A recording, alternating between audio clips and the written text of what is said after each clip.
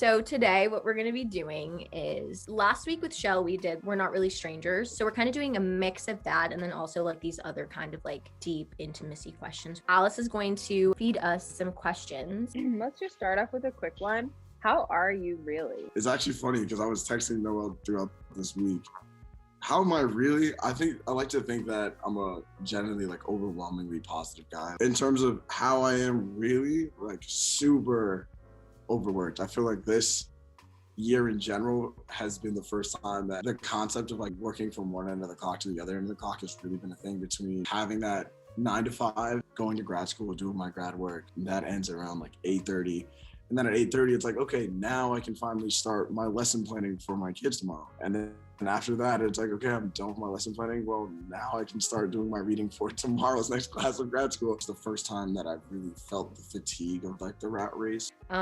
Same. Everyone on my team knows this, but like nobody who's like not on my team knows this. I've been so stressed these past couple of weeks with everything. I'm the kind of person where it's like I can't let it crack until I'm done, because like I'm just like just keep it together. My health has been like not the best the past couple of weeks. I haven't been sleeping a lot, I haven't been eating a lot. But yeah, I totally relate to the whole feeling of like having to just like be your biggest motivator or else like the train will stop. Next question is, what, if anything, is too serious to be joked about? Joking about the dead is just never cool. I think anything that is like in some sort of way like someone's identity that they hold dear to themselves. That's what I was like. You just can't.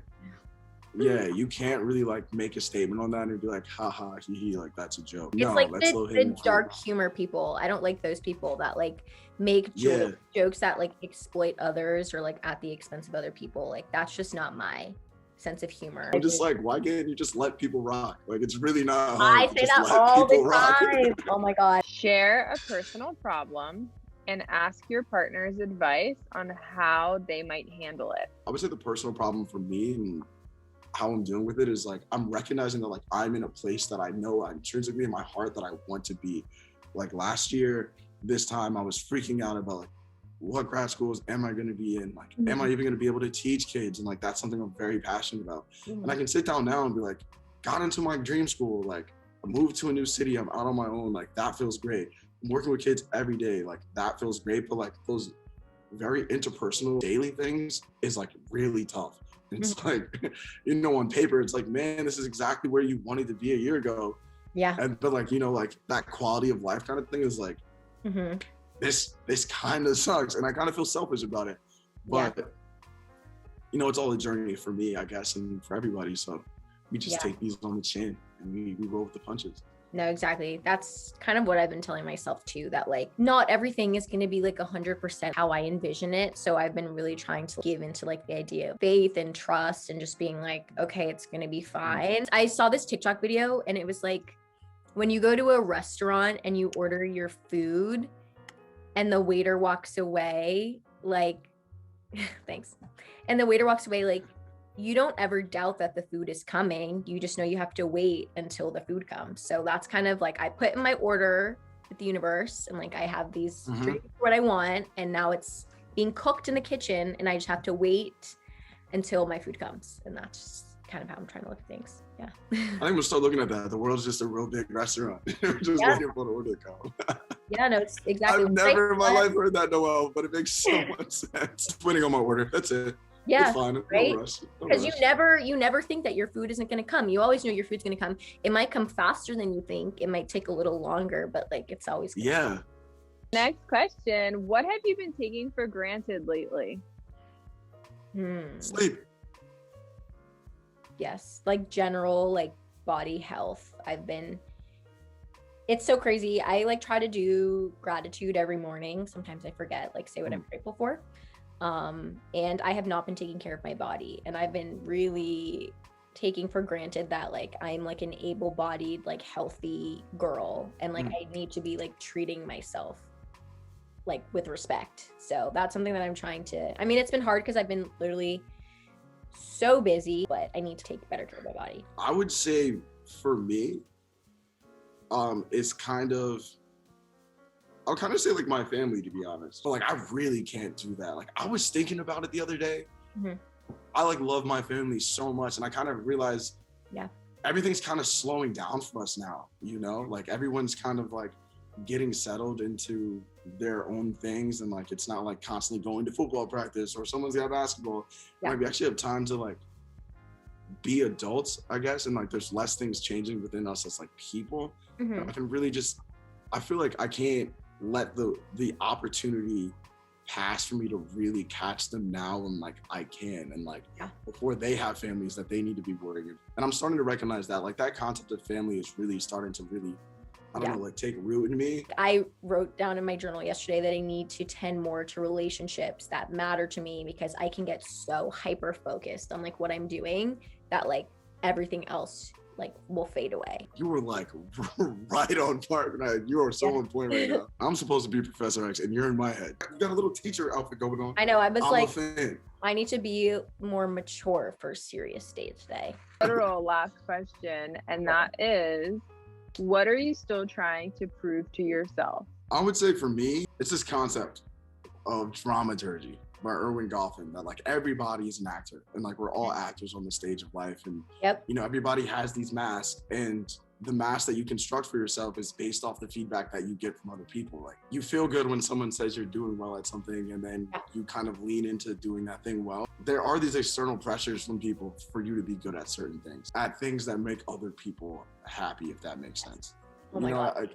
And like I consider myself to have like some innate talents, like things that I love doing. Like I love to sing. I also think I'm ridiculously creative. But I kind of just leaned into like this world of like academia, and like I've kind of, I don't know, I feel like I've taken the route that I knew that I'd be successful in, and there is definitely some comfort and you know, some things that I'm proud of accomplishing within that lane in its own right.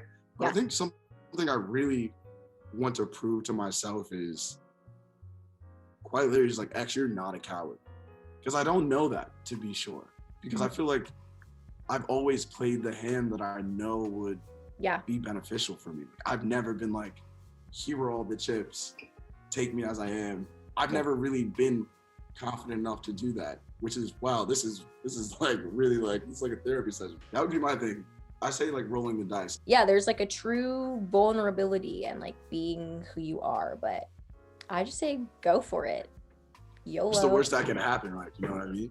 That's what I try and tell myself, like every single time. Like I think the most rewarding things I've ever done in my life were things that have frightened me the most. So now it's gotten to the point for me where I'm like, if something is scary, you have to do it. Like you just have to do it. And every single time I've done the thing that has scared me the most, it has made me feel the best.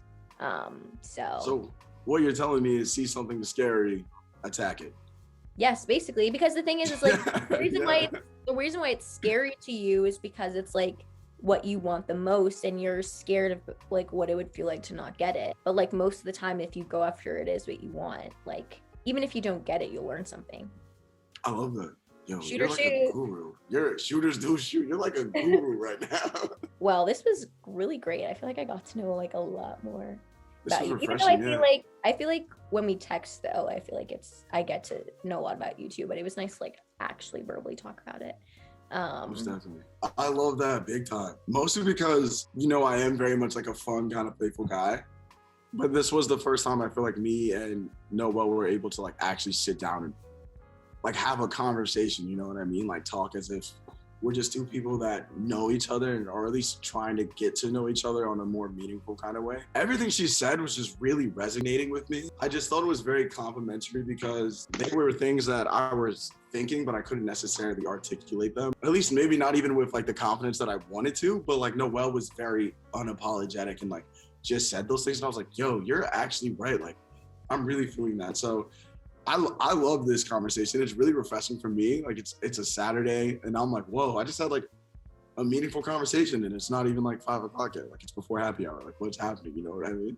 I could really see Noelle as like an ally, like a friend to have, like someone who's like generally going to be impactful to have like in my corner in my life. And like that makes me happy about even this process, because there was a point in time where I was nervous about this, you know, like I was scared about this. I was like, what, can I do this? Like, well, what am I doing? Sometimes it's those scariest things that you do that end up having these really meaningful kind of outcomes. She just really resonates with, you know, in a way, like it wasn't really scary. I generally don't experience Noelle as like a threatening entity in my life. Almost felt like I was having a conversation with like one of my close buddies. I haven't been that open about the things that are affecting me right now in my life with someone in a very long time. And I guess in my head, I would think that would be like this very daunting task. And to be honest, if I think it wasn't with Noelle, it would have been a daunting task. But it was like very much, it feels like the duality of it being very much up here in terms of significance, but like also feeling like very low in terms of like,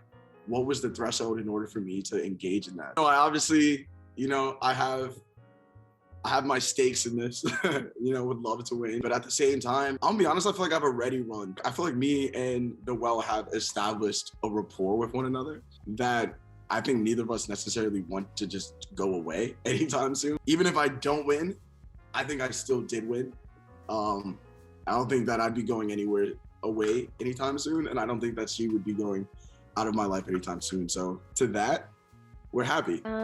Ciao. I think that went really well. Just like every single time I talk to Xavier, I'm like, we're very similar people. I definitely like see everyone as onions. Shout out Shrek. But it has been very fun, I think, these past couple weeks being able to like peel back all of those layers. My initial entry point was like the charming, charismatic guy, right? And then like as each week passes, I learn more and more about his like emotional depth. So I think that's something that I always want to like highlight about with him, is that he's always just like ready to like meet me where I am. It's crazy because it's like the last week and then I have my last date tomorrow. Yeah, I think that went very well. Okay, I'm gonna go now. I'll see you later. Bye.